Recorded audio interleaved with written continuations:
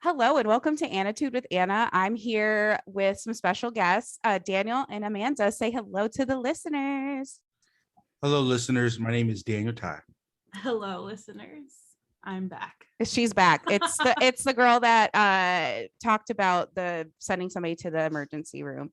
So go back to that episode if you want to be refreshed on Amanda's amazing journey to now being a housewife.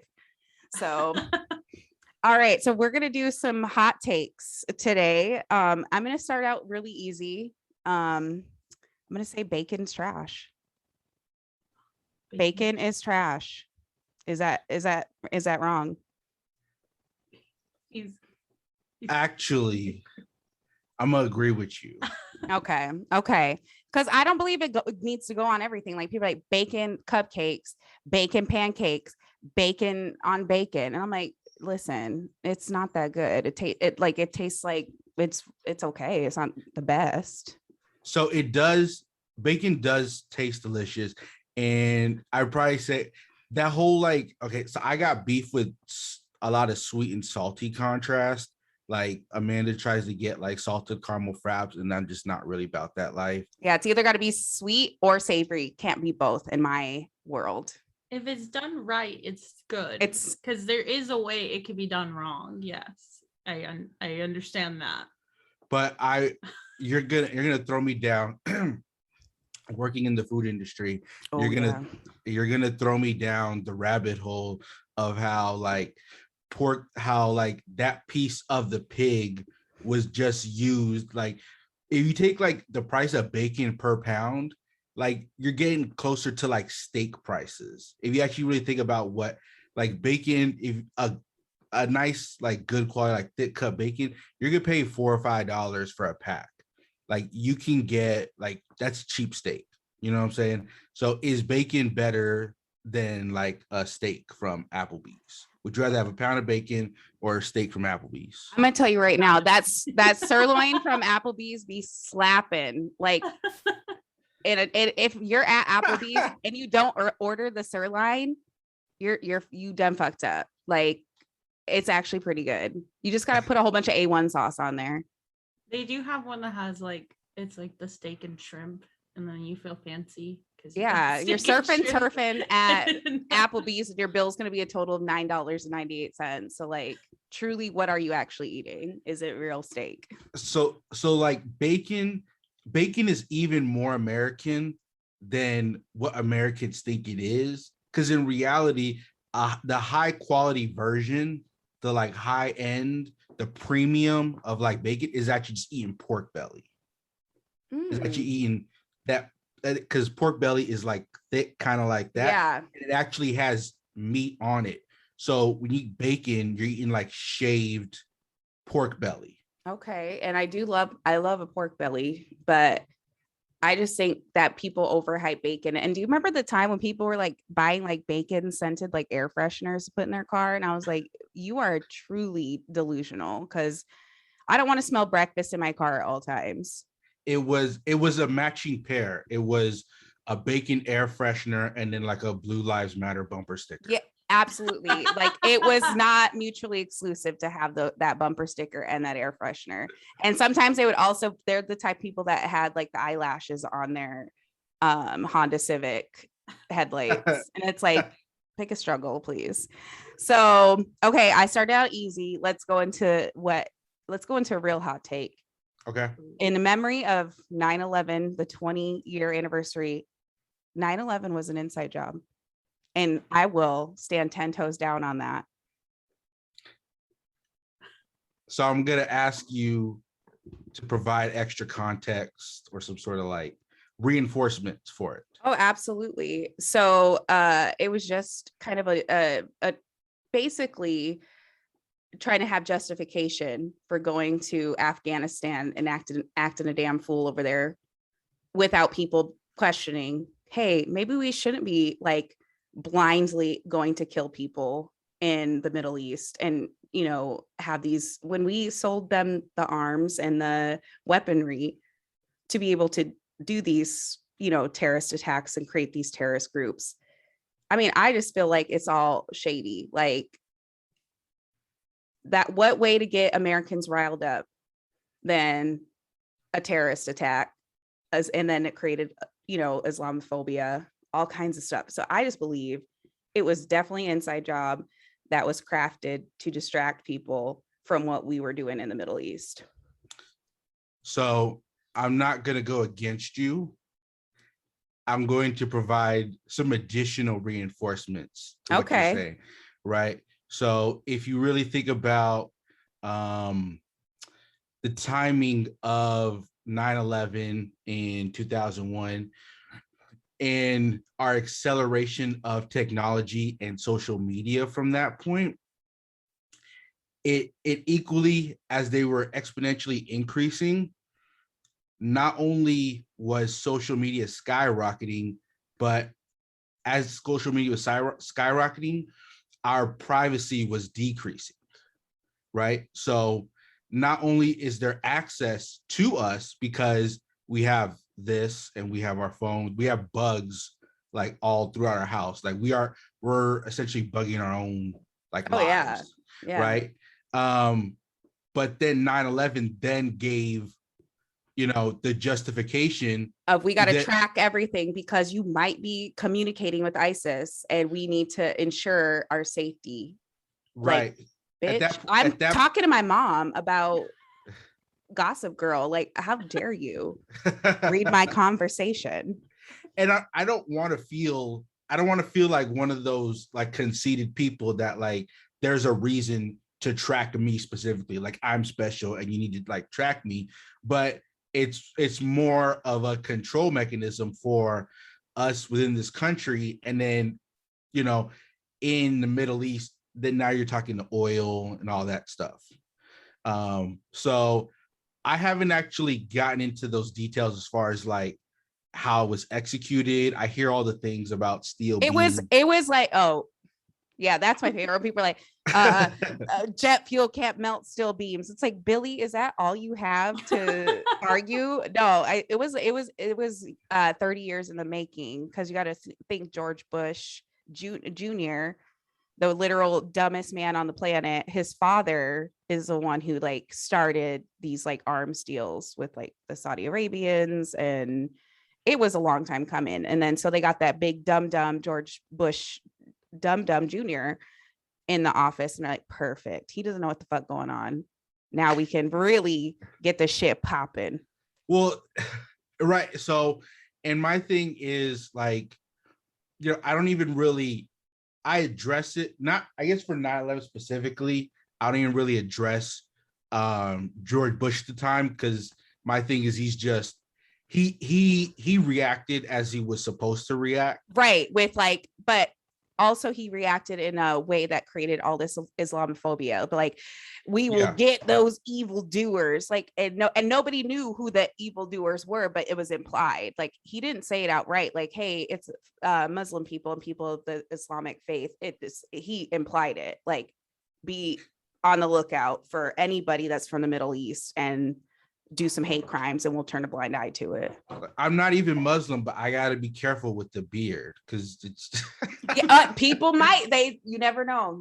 They might be like, obviously you worship Allah and I'm gonna kill you. But it's like, bitch, Allah and God are the same person if you read the damn. But anyway, I digress. Basically, I say all that to say, I think her hot takes are my hot takes. Yeah, I feel like this isn't even going to be an argument. I was a little worried, and I feel like, wow, no, I feel like they're just going to back each other up. It's like, actually, this is an agreement. This is an agreement podcast.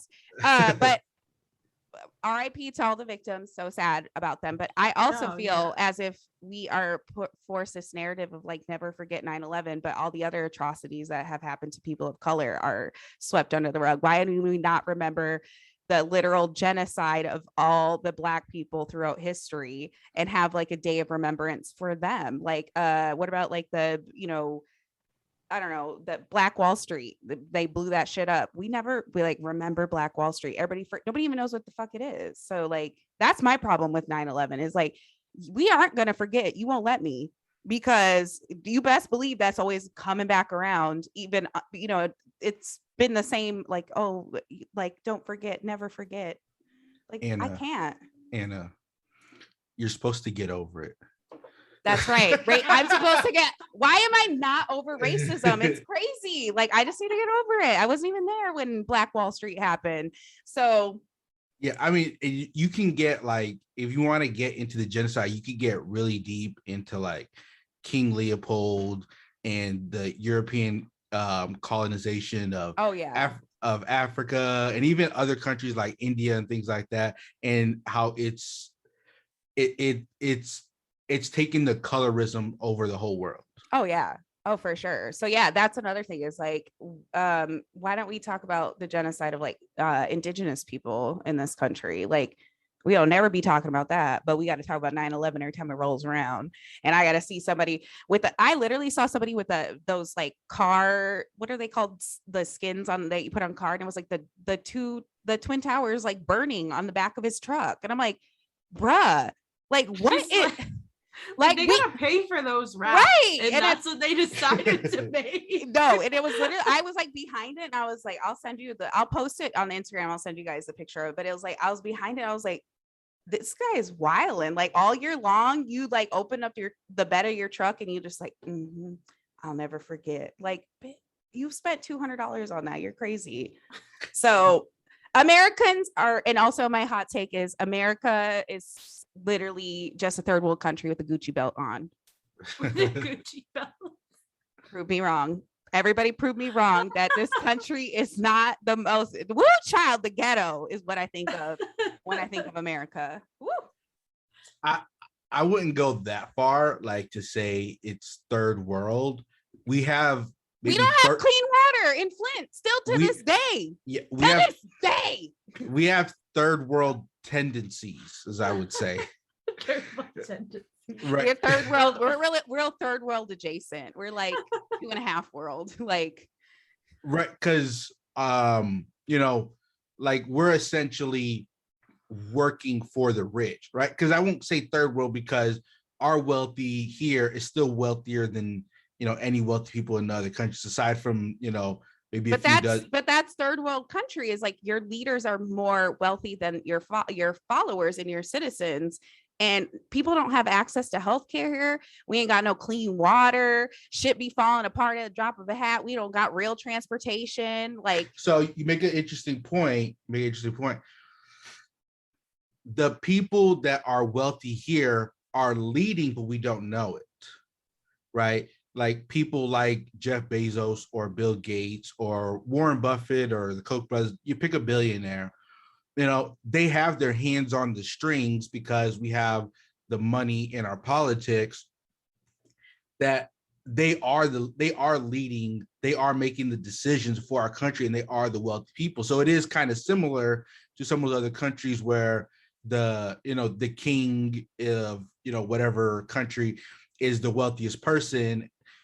So it's then created almost like I want to word it properly, but I should be careful.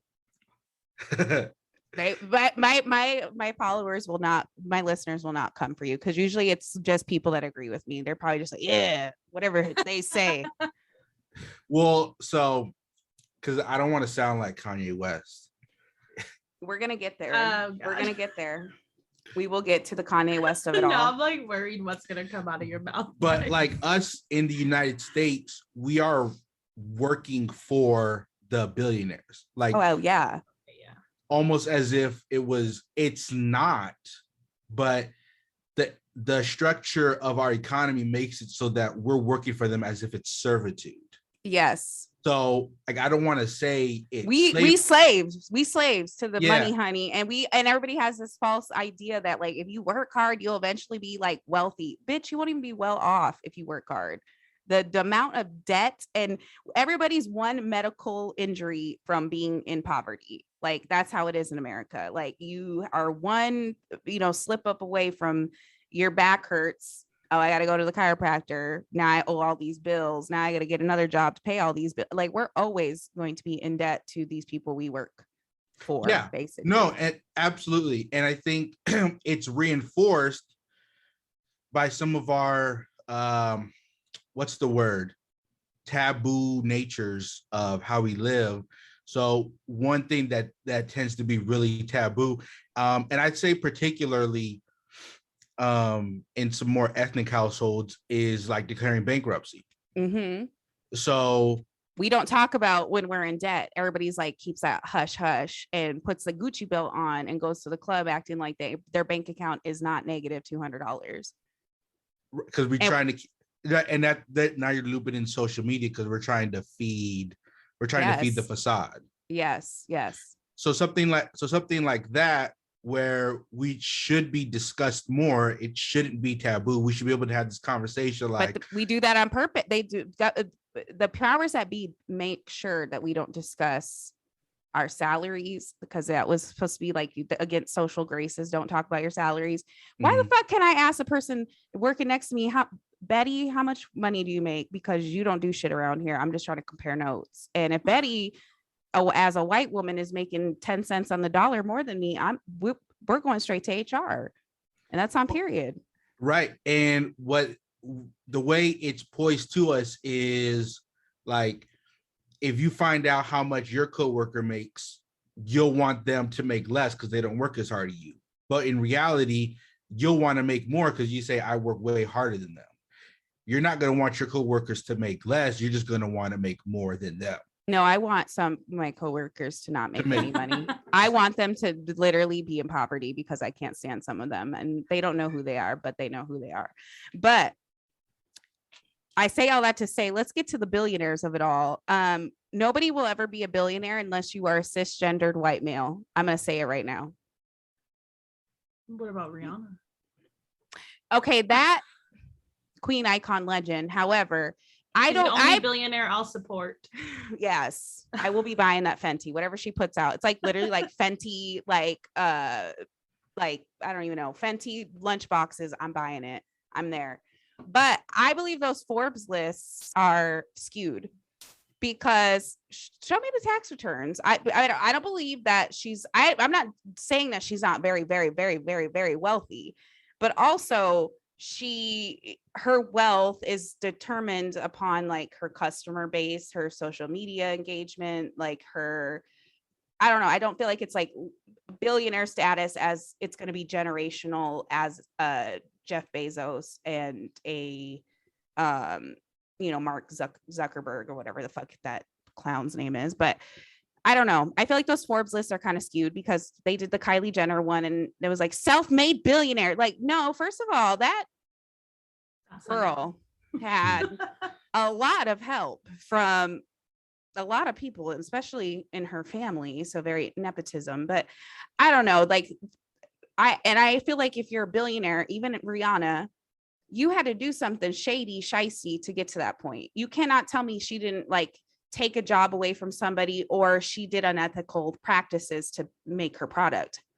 Well, she doesn't own Fenty Beauty. Like, she's only 51% owner. Who owns the rest of it? Louis Vuitton. Oh, so I had no idea. Louis Vuitton owns Sephora. Uh-huh. You did what? I did not. Yes. And so Fenty is exclusive to Sephora. All the Fenty Beauty, right. Fenty Skin, you can only get it at Sephora or on the Fenty website. You're right. So I didn't even think about that. So her becoming a billionaire is because she became a part of the. So my thing too is like, okay, how true is that? How many, like, are we counting also Louis Vuitton's profits inside of her, her marketplace? Like, they're a big, I mean, if they own 50%, that's 50% of her billion. I don't know. That's weird. I did not know that. I did not know that they were under the same umbrella. And yeah, I feel like there's a lot of Louis Vuitton. Like they own a lot more than we know. Yeah. Oh, yeah, they do. And they also they got their necks, their foot on the necks of women with those never full Louis Vuitton bags. Like, I don't know what is in those bags, but I don't want to find out because I know like 50 bitches that got the never full and nothing's in there. It's never full. It's never totes. Oh. It's that big ass tote, and like you'll open it and there's nothing in there but like a pack of gum and a penny because they spent their life savings to get it. And it's the most sought after statement piece. and a lot of people have fakes of it. And Daniel's mom showed me how to like find a fake. Ooh. And what I think is kind of funny is that like every time I deal with someone that has a fake bag, they're more rude than one with a real one. And I'm just like, y'all.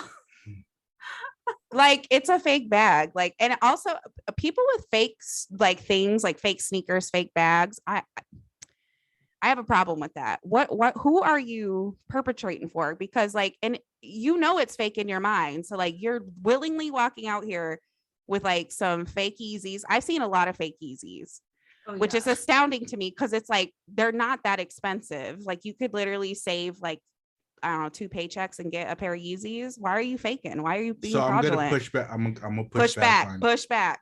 I'm gonna push back on you because we just had a conversation about us lying to keep up a facade. Mm-hmm.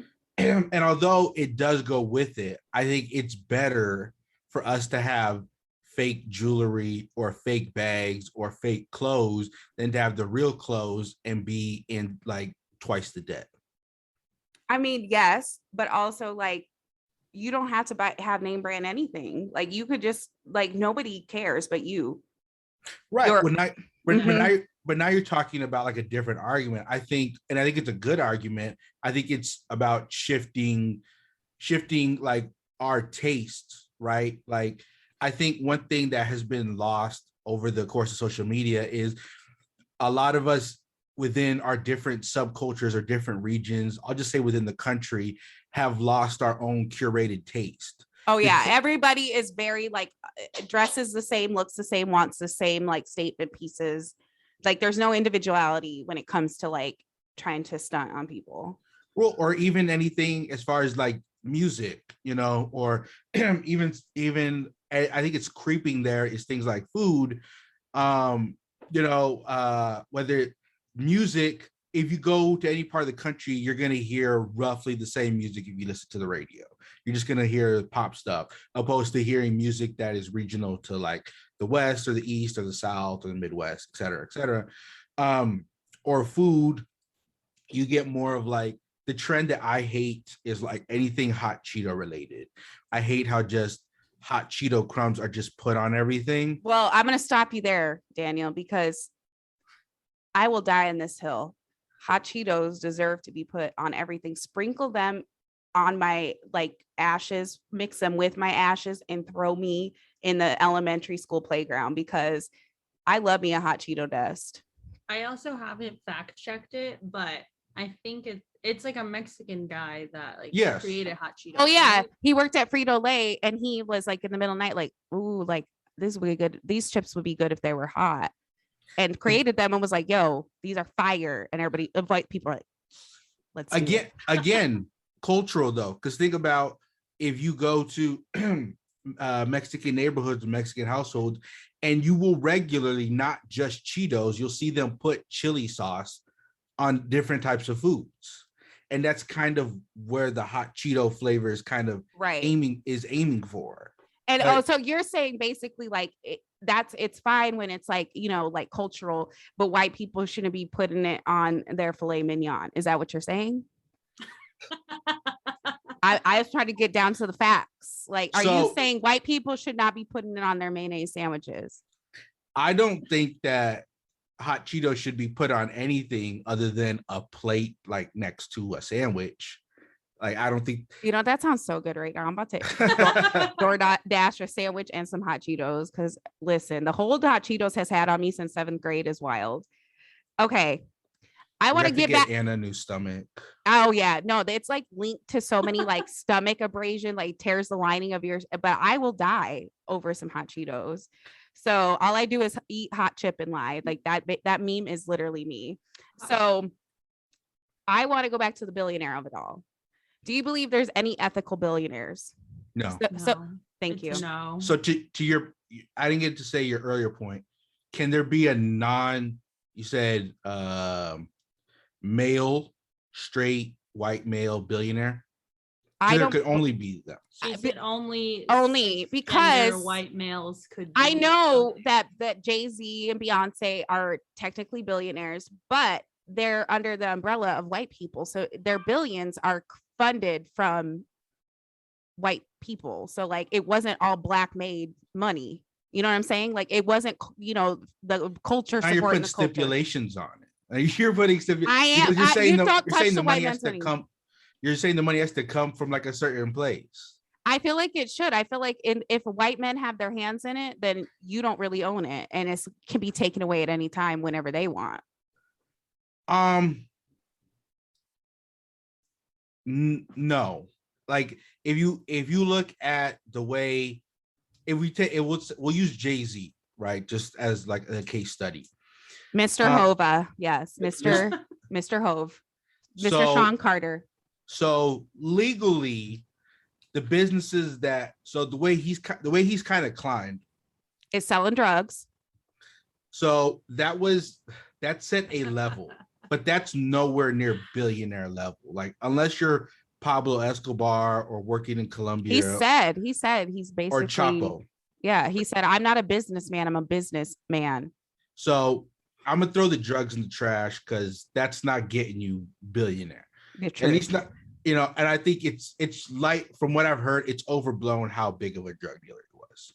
So he was just selling it. But, oh wait, hold on. I want the Jay-Z fans to chime in. Do you think he was moving bricks by the OC, or do you think he was just selling dime bags? 33.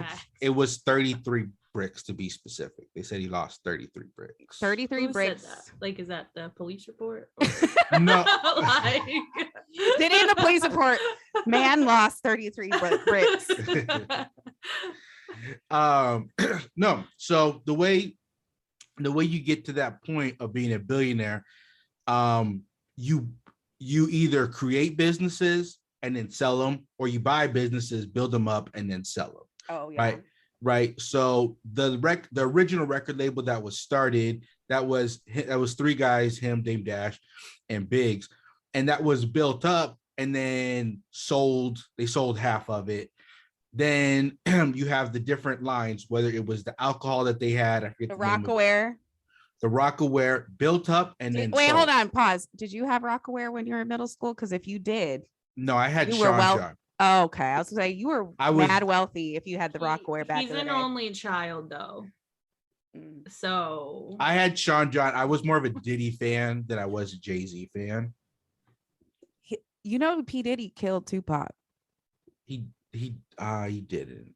He did. I believe he did. That man is shady. That man is shady. Like you have more of an argument for him arranging to have Biggie killed than having Tupac killed. He had Tupac killed. He had everybody killed because that man is shiesty. And he also kills careers. Like Dream, where are they? He loves you not. Kills careers. I hate P. Diddy. So I'm gonna back you up. I'm gonna put date children. Yes, to this day, he's dating like 23-year-olds. It's like, bitch, you are all of the age of 55. Like, please date in your age range. So I'm gonna address this point by point. So you can say what he did was shady, but he shouldn't be singled out. You should just single out the music industry or record labels, because what he's done to his artists is what's all record labels do to all their artists. There's like a handful, maybe less, that actually do provide good support to their artists, kind of like TDE, like where the label that Kendrick was on. But even then, there's still strife in those small record labels. You know, for every record label there is that you see a major artist come out on, there's at least half a dozen or more artists that never got any shine. Because especially, and it's only worse now than it is then, because as an artist on a record label, you have to create your own demand for them to then release your music. True. And it's hard for artists to last past 2 or 3 albums, because for every album that you make, it either has to be better or it has to be different. And not everybody necessarily knows how to do that. If you can't make it better or make it different, you're going to max out your fan base and you're not going to get any further reach than that, i.e. the record label's not going to make much money. So when you circle back to when you say that the people have to make albums that are better or different, or else their fan base would be tapped out, how the fuck is Justin Bieber still out here then? I had never heard a Justin Bieber song that didn't sound like a Justin Bieber song. How many albums is too many? Too I think many. he has like 5. But that's 5 too many. I think it's 5. So, but maybe 6. So, although I don't know, I haven't listened to Justin Bieber albums, but I do know trash. They're trash. I believe you. I was a believer. I've not had an urge to but I also was trash. I saw you covering up your believer tattoo just now. I'll use a better example because I actually know the music. It's Drake, right? Oh yes, Drake has not gotten significantly better. He's gotten better. If you go from like his first album to like now, he's gotten better, but he's not gotten like significantly better at rapping. But he's gotten different music because he hops on different waves. So where he was whether he hopped on like the Afro pump or whether he tried to do like the British rapping and the drill, doing the drill. Tried to do the drill, right? So he kept giving you different tastes because his fan base is not those other fan base. The fan base that actually had heard of Wizkid before Drake, One Dance and all that, yeah, they probably weren't big Drake fans, but the big Drake fans had no clue who Wizkid is. I didn't know who he was, but I could see him hop on those different trends, and it's a great job. I mean, Jay-Z's done the same thing. That's what Justin Bieber does with like the Despacito. So that you just brought up, I just got the chills. That song truly brings me to a place of I want to punch everybody at this club for even it being played. So you have to give people different tastes. You can't do the same thing. If you do the same thing, you're not going to increase your fan base. True. And that's why Drake gets all these features of people that are not famous. Like I Love McConan. Like when he did Going Up on a Tuesday, he knew that like that song was going to blow up and then get a different fan base. He's going to get the I Love McConan because he's like a Tumblr rapper or whatever. And we haven't heard from I Love McConan since. He's been Going Up on a Tuesday since 2014 and we ain't never seen him again. So this is how I'll bring it three circle for you. So what Drake does, what Justin Bieber does, what these very popular pop artists do is essentially what Jay-Z has put himself in the position to do, but business-wise. Mm-hmm. So majority of his businesses that have been the major cash cows to increase his net worth. So whether it was I'll say like Rockaware / Rockefeller or Tidal, or his the agency that he has, Rock Nation. A lot of those maybe either started by him or they started as partnerships. If they were started by him, they ended as partnerships. So Rock Nation, he owns half of it.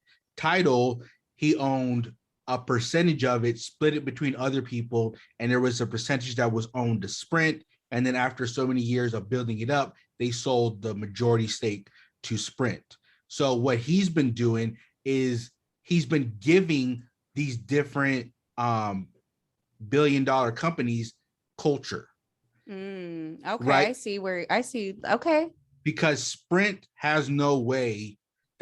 Sprint has no finger on the pulse of music culture to know what's hit, what's good, what's bad, what people are like, and what will be good in the future. But Jay-Z does.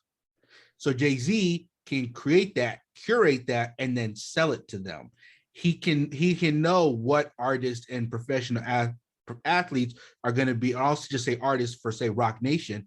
He knows which artists are good, that have good fan bases and will be successful in the future. So boom, half that company gets sold to Live Nation. So he essentially does that, and that's how he's built up to $1 billion, just wash, rinse, repeat. And so yes, someone that's not a white male can be a billionaire, but can someone be a billionaire ethically? No. And can you be non-white and be a billionaire and not sell out your own people? In this country, I'd say no. I don't know about other countries, but least in the United States, it's not gonna work like that. Right. Okay, so going to the billionaire of it all, like they are like Jay-Z and Beyonce are probably the most influential like musical artists of our time. I feel like they don't do enough for the Black community, especially during like the times of like the uprisings and everything, like the political landscape. And a lot of people are like, well, I don't want to hear their opinions, I just want to hear their music. But it's like they have such a big platform, like they need to be saying something. Like I feel like all Beyonce did was do for the formation video, and she said that's all I got for Black Lives Matter is just this formation video, and I'm gonna sit back and collect my millions. I feel like they don't do enough for the Black community, especially agree. for people that they act like Beyonce is like literal the second coming of Jesus, and it's like she is not down for y'all like that, for real. Like when I look at the history of like Beyonce and like what she's obviously she's contributed a lot to music, but has she contributed a lot to the Black community? And I feel like it's wrong of her to, profit from, Black culture, but not be out in the streets protesting or having like press conferences denouncing all these horrible acts of injustice. That's my thought on Beyonce. That's my hot take, is that she doesn't do enough for the Black community. Neither does Jay-Z. I would agree with you. Like, why is Kim Kardashian doing more to get people out of jail than Beyonce? That's what make it make sense. So I'm not going that far. Because Kim Kardashian's ruined more lives than Beyonce. Okay? Let's get into that. Whose life has she ruined? And don't say Kanye, because Kanye been on some bullshit for a very long time pre-Kim. Yeah, everybody blames them. I just people's like careers, ruining their lives, and different things like that. But they do it to themselves. Yeah, and because the other thing is they have such a huge platform, and these people they get with didn't have that before, and I think they just don't know how to navigate. Like, look at Travis Scott. I feel like Travis Scott, obviously very talented. I've seen Travis Scott in concert multiple times, but when he got with Kylie and they had Stormy, first of all, he need to be thanking Stormy, because Stormy really got him to blow up for real, like with a different fan base than what he had prior. So that's right, Jolene. She's like mad at Kylie Jenner. Anytime I bring up Kylie, she gets pissed. So two things. One, there wasn't the celebrities that they work with is not where I was going. But I did find it interesting interview I heard with Tyga when Tyga said he was dating Kylie, a minor. Yes. A literal minor. A child. A literal minor. What's worse than a child rapist? A child. A child. That his life was completely different when he was a part of that family. That they were setting him, the family was setting him up with paparazzi. Because one of the things you have to remember about paparazzi, they're not as strategic as they make it out to be. No, and also this is a different age of like, we don't need paparazzi because like there's social media. If we really want to be in tune with like celebrities and artists, we just go on Instagram. So it's always like nowadays, it's not the early 2000s where literally they would be like stalking Britney Spears and Paris Hilton in their car. Yeah, like literally behind in their back seat. Now it's like they get called to go to the place. Right. So if you see paparazzi somewhere, that it's scheduled, right? Or I think there was one instance he said where his car got towed and then they were spreading rumors that he was bankrupt. That was coordinated by the family. Well, honestly, I feel like whatever bad happened from that to the Kardashians to Tyga was justified because he dated a minor, and also because his music was garbage. But they wanted him to. Oh, for sure. But Kris Jenner, like they say, the devil works hard, but Kris Jenner works harder. Like that was all calculated. That was all calculated for the drama of it all. Like, oh, Black China's in the family, like hanging out with Kim, and here comes Kylie and Tyga. Like, but at the end of the day, like Tyga knew damn well that was a literal child that he like was around when she was like 16 years old. That's sick. So he's a predator in my eyes. And also his music was trash and still is trash. Woo, woo, woo. Yeah, yeah, yeah. That's trash. So, but to your point of ruining lives, my point was ruining the lives of all the people that follow them and idolize them on social media, and setting an unrealistic standard of beauty for people that young people were trying to reach.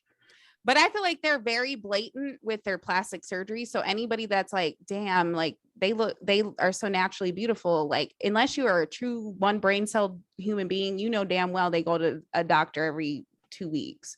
And I feel like that beauty standard is the fault of, I don't know, everybody.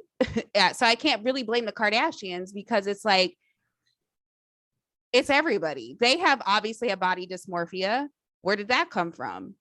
From people telling Kylie she looked like a dog and looked like a troll and looked like OJ Simpson's daughter. She obviously got bullied into changing her entire appearance. But your earlier point was capitalizing on it, right? Because Jay-Z and Beyonce are capitalizing on the culture that they're able to tap into. Now, I'm not saying that the Kardashians aren't evil people. They are. If you're the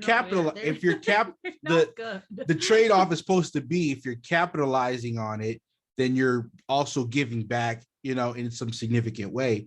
And getting a dozen people out of prison is not the same thing. Is that more people than Jay-Z's got? No. Yes, Jay-Z's put people in prison. Dame Dash is missing a front tooth. That's all Jay-Z. So so I feel like Jay-Z has some explaining to do. So the thing you also have to be aware of is the most significant contributions that they could make would likely we never know about. Oh, right? So you saying he's moving in silence like the G in lasagna. Absolutely. Okay, maybe. So like I watched a documentary about James Brown. So when James Brown was hot, you had a lot of things moving around. You had a lot of things moving around in terms of, like, that's the 60s. So he was arguably one of the most high profile Black people in the country at the time, was James Brown. Everybody's listening to his music. If there's an opportunity to see him, they are going to see him. They got all the dance moves and everything. So he did not always, although his music was very pro-Black, although he didn't agree with everything, like, say, Martin Luther King was trying to do, but he always behind the scenes spent money, or he would always perform at events to make sure that people came out to go see these activists, right? So he was able to do things behind the scenes. But it was a time before social media. Like, Jay-Z be posting that picture of Basquiat that it has not been seen in 20 years, but he can't post, oh, I got this Black man legal counsel to get him out of prison because he was wrongfully convicted. But he can post like a picture of him at the Louvre with Beyonce. What about like the Khalif Browder story? What about it? Did you watch it? The document. I can't watch the documentary. I can't do a Black trauma after. I would say after Tamir Rice. After that, I can't watch anything relating. I know enough where I don't need to see it. But he was in the documentary, right? Jay-Z was no. He just put the money up for it for the documentary. Yeah. And he's done, I think there's a couple of other documentaries that he's put the money up for. But also, it's like he's making money off of Black trauma. I don't want to see Black trauma. I don't need to see it. I need you to put some money behind some action to get these laws changed. But you're moving the goalposts, because you just talked about him speaking on these issues. He's not speaking on it. He's just put money on a documentary that's silence. Like, he's not speaking out against it. He's put the money, sure. But that's not saying he's not in the documentary saying like what the people on Rikers Island did was fucking wrong. I've been to Rikers. That place is trash. It needs to be shut down. How dare they? He didn't do any of that. He's like, cool, I can make a couple mil off this. Also, might get some attention on the Caleb Browder story. But did we need a documentary to tell us what we already know? Who's watching that documentary? I didn't know. No, me and you are watching it, not white folks. Know. That story. No, that story that was there. That was a story that close to nobody was aware of, unless you were like watching news on the East Coast, New York, because he was a kid that got arrested for having stolen a backpack and couldn't make bail. Right. I didn't know anything about that story before I watched it, but it sounds like you're moving it more towards like an activist. Yes, like if you're a billionaire, you need to be an activist. Yes, absolutely. You need to denounce people, and I'm not saying you need to be like that's you different need to than be giving in. Back. That's different than giving back. No, giving back is making sure that laws are getting changed, because that's going to give back tenfold before any kind of money or monetary donations that you're supposedly making in silence would ever. The effect of that is greater than any kind of money Jay-Z can put up. I'm saying he needs to be out here denouncing these cops and quit having these Diddy brunches. First of all, Chloe, what is your hot take? So that is a fair take. I would also like to highlight, you're not going to get both.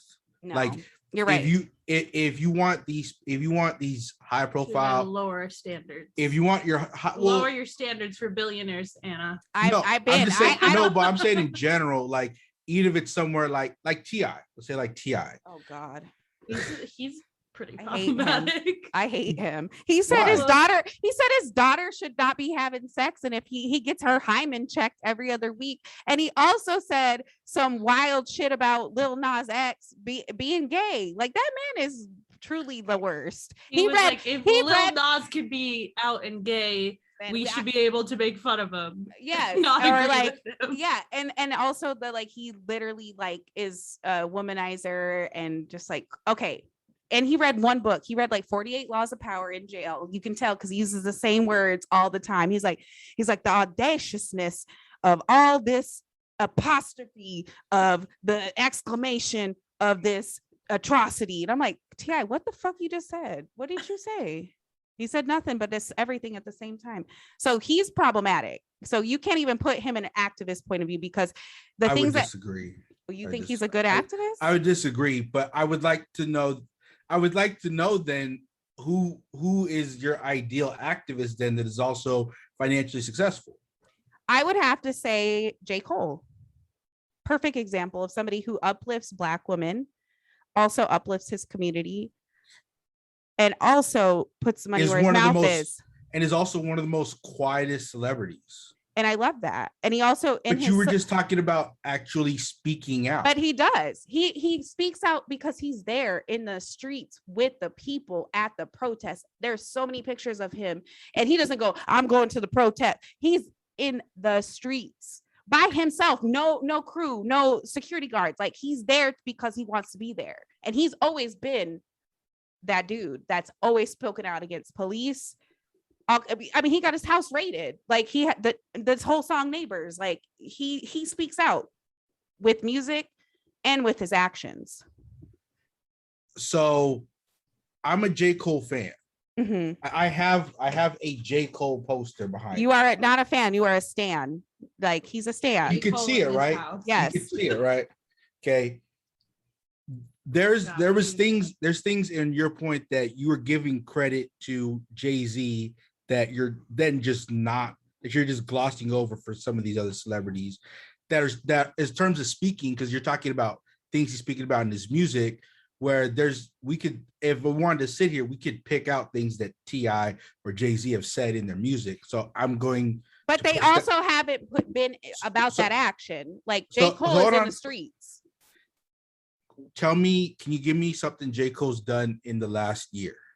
He also, in the last year, I think he went to like a political rally in support of like changing police, like doing police reform. Like, he is in politics and he's trying to do more than what his music and he knows that his music has allowed him this platform and he's going to use it wisely. So I think I almost am 100% certain he also he had another kid, but he's been going to like community meetings, meeting with activists in the community. T.I. for the last like 6 or 7 years has been very heavy in politics in Georgia. But nothing that is reforming anything, and it's just him talking on CNN about nothing. You're moving the goalposts. But he's doing his is for the optics of it all. And then he'll go say something fucking problematic about a black man that's gay at the same time. And it's like, bruh, you cannot do both. You can't defend only straight black men. You're not gonna, you shouldn't, you're not going to, and you shouldn't agree with every single thing a certain activist does or says. Well, I'm just saying, like, you can't just support only cisgendered black men and not black women, because he also doesn't support women's rights. Like, he's like, you should not be having sex until you're married. Like, bitch, you done had like 10 outside kids, cheated on Tiny's ugly ass like so many times. Sorry, Tiny, I just truly, she scares me. But I digress. I just feel like T.I. isn't the one to be like pointing out his activism, because it's like problematic activism. Like, the thing, if you want to discuss like some of those points that you made, that's fine. But to say he's not been boots on the ground, like, did you see any of that stuff when they shut down Houston's? They shut down a restaurant because it had racist employees and racist management. Which one? Are you talking about Cocktails and whatchamacallit? It was called Houston's. Oh, Houston's. Oh, I didn't see anything about that. Yeah, or there was another restaurant where a gentleman was kicked out because he wore Air Force Ones at a restaurant, and they told him, what color were they? They're white. Black Air. They were white. Okay, if they're Black Air Forces, you got to kick them out before they steal. I'm in full support of get the Black Air Forces out before they get you out. Like, oh my God. And I'm not like, I'm like aware of things T.I. does, but it's not something I'll follow. Like, I followed heavy. Like, you hardly ever hear me talk about him. Right. You don't really say much for T.I. I would hope not. I hope you're not at dinner like, guess what T.I. just said? That was totally preposterous. I tried not to talk about T.I. But you are highlighting a lot of things, and you're being very dismissive of the things that he has done when he has had boots on the ground. He has been working with small activists, or in scenario that I was talking about where the person got met with the restaurant, he actually contacted and met with the owner and made the owner of the restaurant apologize for kicking the black guy out of the restaurant for wearing Air Force Ones. Okay, well, I agree to disagree, because I don't give no Air Force Ones. I mean, truly, unless they're like, but no, that's not your Nelly or Murphy Lee. Why are you wearing Air Force Ones out and about and acting like that? Probably wasn't why he got kicked out. It was probably because he was kicked out. He was sea walking in the Air Forces in the middle of the hostess stand, and they're like, you gotta take it outside. He was kicked out because he was black, and the manager was saying that Air Force Ones was the reason, because he was wearing sneakers. He was wearing tennis shoes. My thing is, like, let's get to the club owners of it all. What do you want people to wear to the club? I feel like men have to dress like members of Aventura to even get into the club nowadays. Like, you got to wear a 3-piece suit, some hard bottom shoes. Like, people be looking like a mafia boss. Like, what do you want men to wear? My thing is, like, girls are wearing Air Force Ones, like, and they're dirty as fuck. Yeah. Like, the white girls love it. Wait, hold on, white girls. I have a question for you. Please email me at anna2pod@gmail. Why the fuck your Air Forces be dirty with every outfit? So I have a question back to you. Yeah. Actually, to both of you. If you see a guy at a club, what do you want him to be wearing?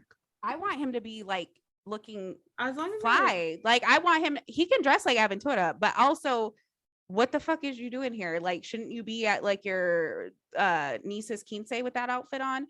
But I want to see men, because that's what it's about. It's about what you guys want to see. I like a man in a sneaker myself. I just became a sneakerhead. Like, I'm a hype beast now.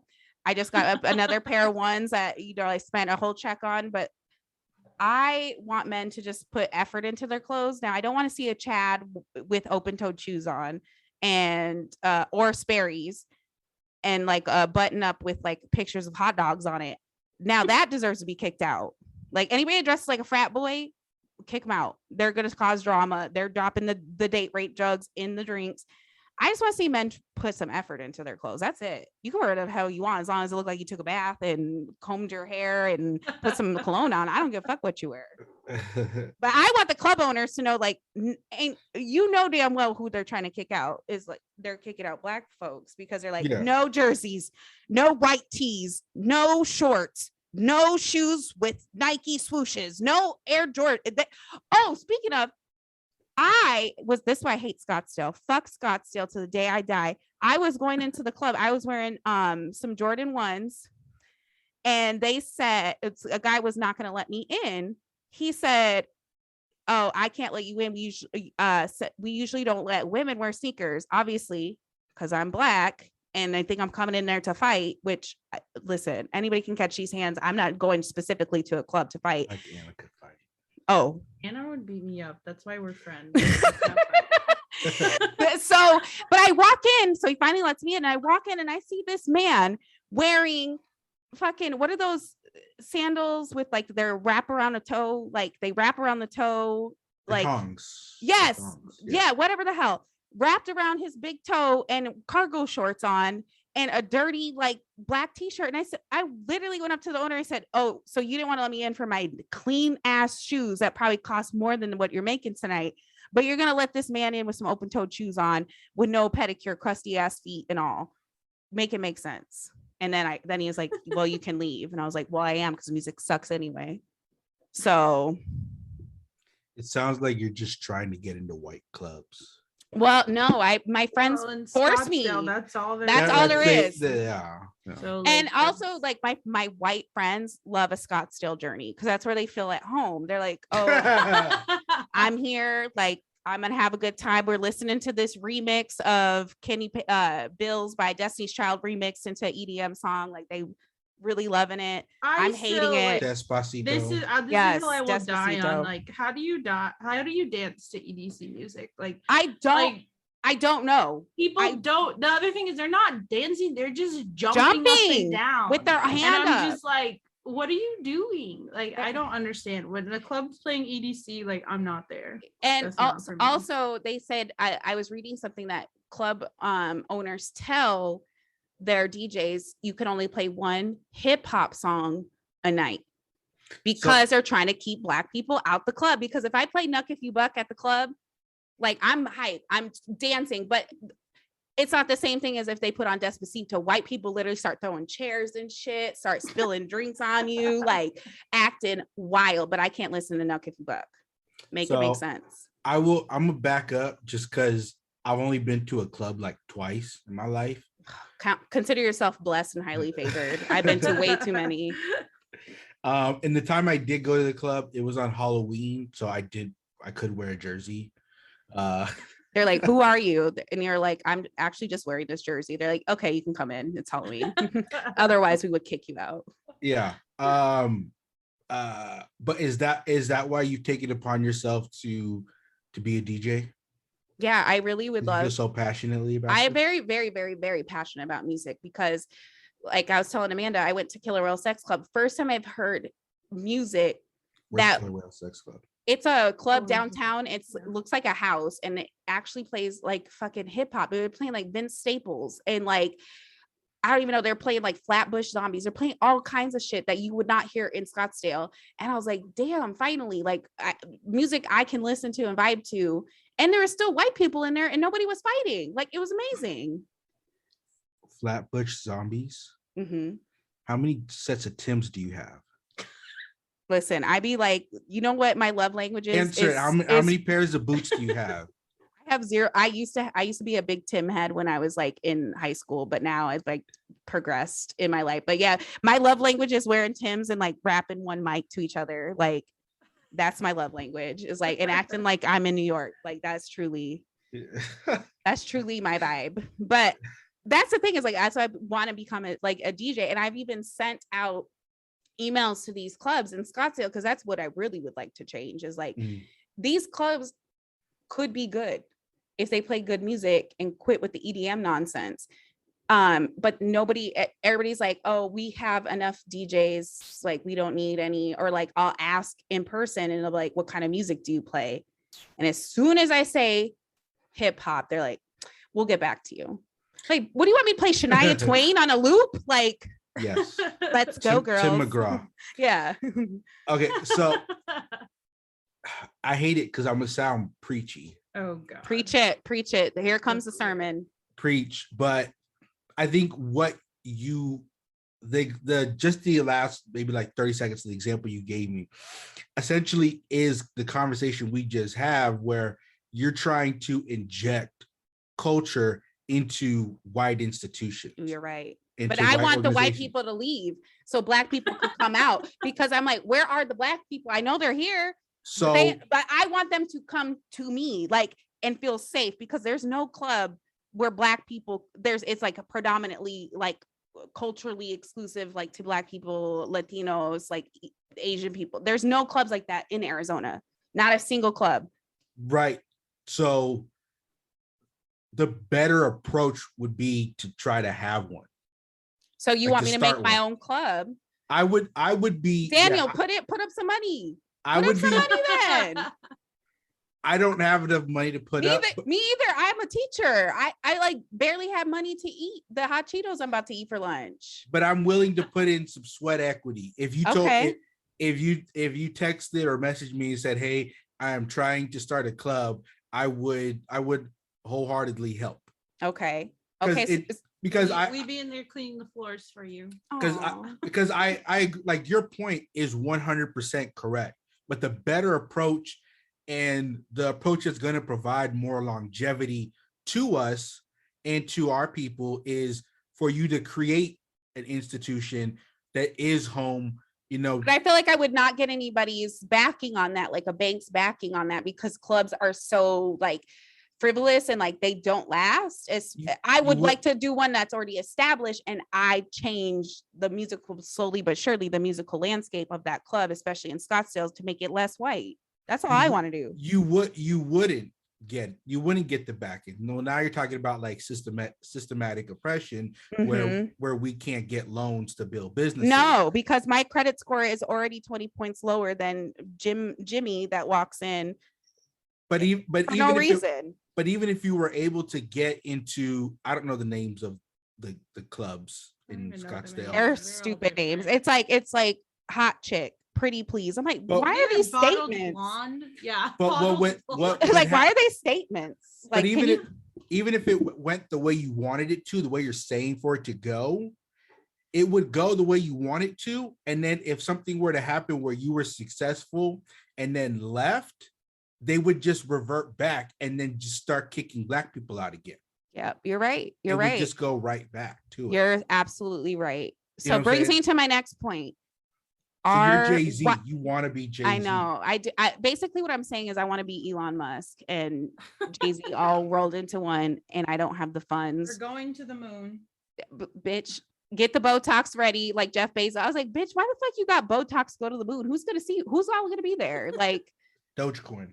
Oh man, I did get invested into the Bitcoin of it all. Still have no idea how it works. Do you have Bitcoin currently? Do you have some? Yes, I do. Because I have like When did you buy it? I bought it.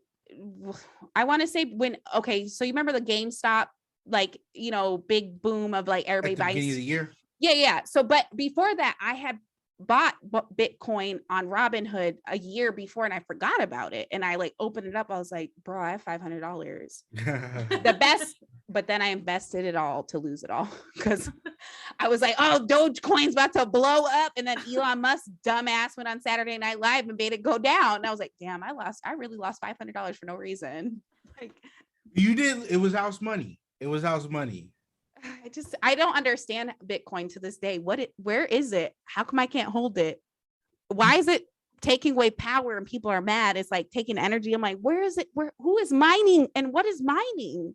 You can buy a crypto wallet, and it's essentially like a USB flash drive, and you put the money on. You can put the crypto on that. You're telling me this could be my money, and I would just like, where do I put it? inside somebody's mouth. Like, I'm like, here.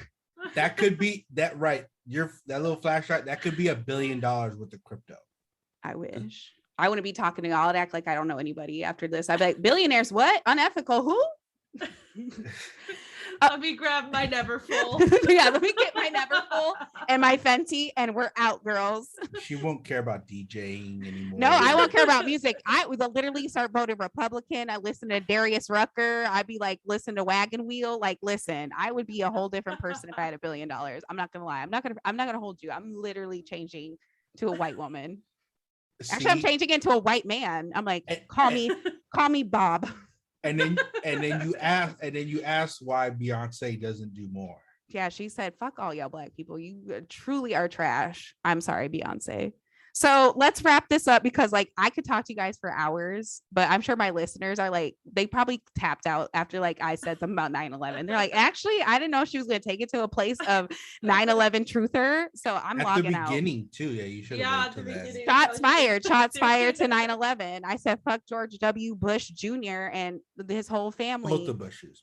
All the Bush, the whole fucking family. Laura Bush, fucking the twin Bushes that were out here partying, getting drunk, but God forbid Sasha Malia Obama have one hit of weed, and everybody's like, ah, they're smoking, they're doing the drugs. Okay, well, I'm gonna force a take on you. Ooh, get the last take out, Daniel. Yeah, was Barack Obama good or bad for black people? This is where Michelle Obama's arms were good. I'm gonna, before people like really like, this could be a whole episode. I'm gonna say right now, he was good for black people, bad for the world, because he was literally sending drone strikes to little babies. That man loves a bombing, and I'm gonna leave it on that note. My president is black and my Lambo's blue. So anybody got any hot takes, send it to attitudepod@gmail.com. Daniel, you said you are in the business owner world. Can you shout out your business? Amanda, shout out your business. Shout out the businesses. Carmen's Catering in Phoenix, Arizona. I will tag it in the notes. And yours, Amanda, again? Sweester's Treats. Get your Sweester's Treats and get your catering done. And we'll have more hot takes. We're gonna have to do this again because it was fun. Even though we agreed on both of our hot takes most of the time. I mean, they still were hot takes. If you guys disagree with us, you're wrong. But I would like to hear it. So this has been Attitude with Anna. If it's day, night, wherever you are, love and light. Bye.